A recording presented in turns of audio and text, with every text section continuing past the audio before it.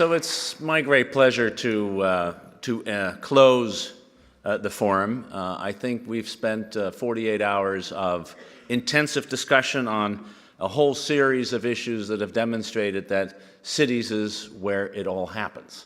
And you have been part of that very discussion. I've been thinking about one of the, what has struck me most, and I think I can sum it up in something that Michael Nutter said in a smaller group meeting. He said, cities have for too long been on the menu and not at the table. Well, we're changing that in some way. Cities really have to become the kinds of actors that deal with all the global challenges that we face today, whether it is climate change or refugees and immigration, economic growth or inclusiveness. It's not going to happen without cities being part of that system. And I think one of the real issues that has emerged from the discussion starting on Wednesday evening and through this morning is this challenge that cities face on the question of resources and political power. And I want to leave you with this thought about, as we go back to our various homes, our various countries, our various cities, about how can cities acquire more political authority and resource authority to do the things that cities have been mandated to do, whether it is integrating new refugees or migrants, whether it is addressing the challenges of climate change, whether it is trying to overcome the deep divisions, social and economic, that may exist in cities.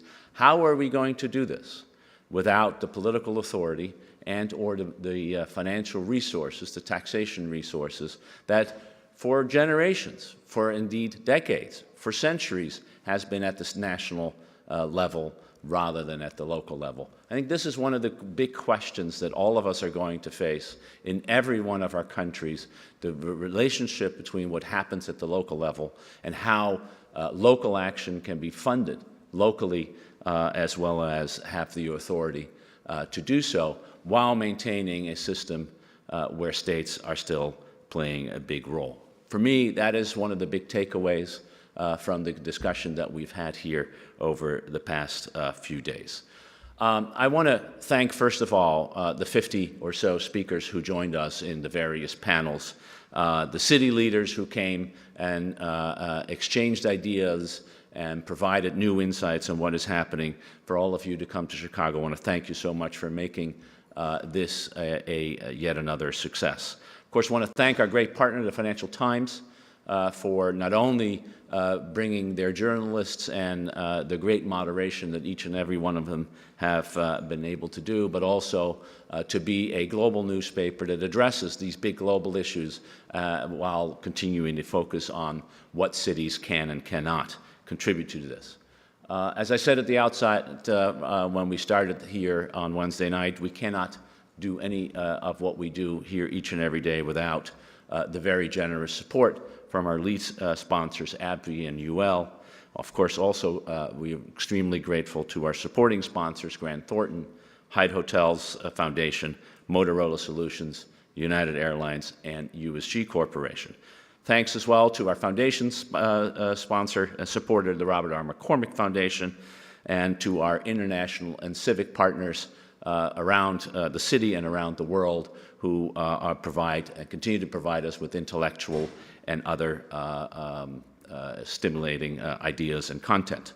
Thanks as well to the Art Institute for once again opening the doors and allowing us to use this wonderful location for our meeting. And finally, I want to thank the staff of the Chicago Council on Global Affairs and everyone else who frankly have made possible this extraordinary 48 hours. As I said, it takes a city to put on a conference like this. So please join me in thanking them for the great success.